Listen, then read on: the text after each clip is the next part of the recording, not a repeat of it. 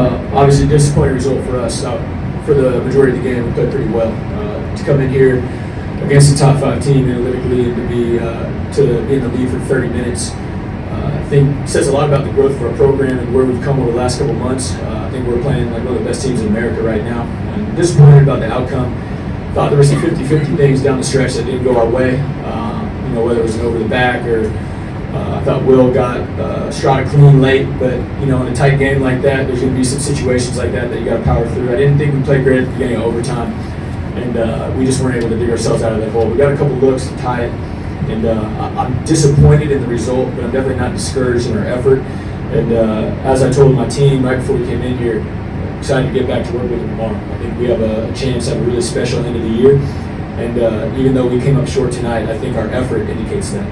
Questions for Walter? Yeah. You were able to score in the paint on some jumpers from 3-point range. What were you able to find within Alabama's defense to put up 27? Just like kind of like you said, getting in the paint a little bit. They big wasn't really helping. So one-on-one layups with guards, and then my teammates just finding me for open threes. Anything else for Walter? Question for Coach.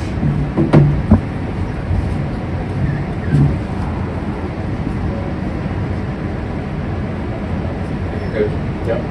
You came in as one of the best offensive rebounding teams in the nation. Alabama, they were kind of equalize that a little bit tonight. Were they doing anything different than you saw on film, or was it more you got your guys at?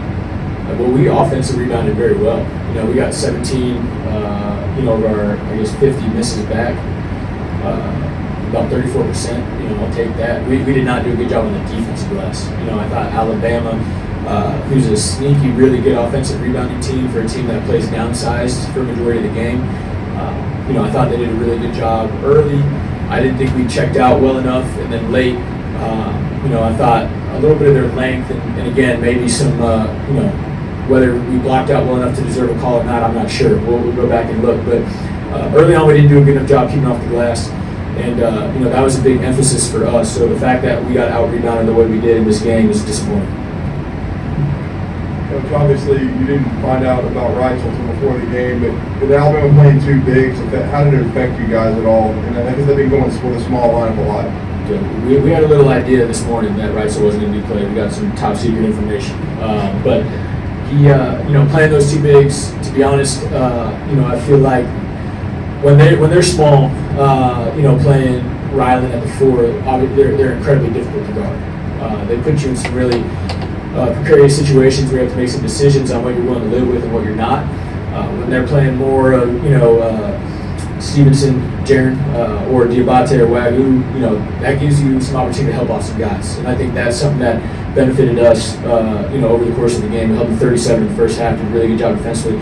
They kind of found their groove in the second half. Disappointed the way we allowed Walters to get going from 3. That was something that we highlighted, but it wasn't. It was more of the front side of the defensive assignments that were blown that led to those than us just kind of losing them. We were caught in rotations, caught in help, and he did a great job sticking some big shots. But yeah, I thought they're a little easier to guard that way and probably a little harder to keep off the glass.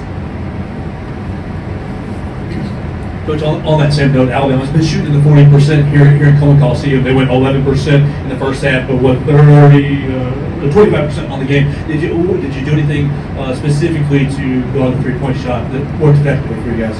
Yeah, well, in the first half, I thought we did a good job of getting what we considered the right guys to take them. I think, in the first half, I think Ryland and Mark had only 6 threes taken combined, so I think they had 18 taken in the first. So that was a little bit of a game plan. Again, when you play these guys, especially in here, you got to live with something. You're not going to be able to take everything away. One of the things we wanted to live with was, some of that front court, some of the front court guys shooting threes. Not Walters, I consider him more of a wing, even though he's tall. But yeah, I thought we bothered him that way. And again, they made probably 6 out of their last 16. So they got going a little bit, obviously not 40%, but big ones, timely ones. So I thought, again, Sam's threes were huge, and maybe the difference in them being able to tie us in regulation. Anything else? Thank you, guys.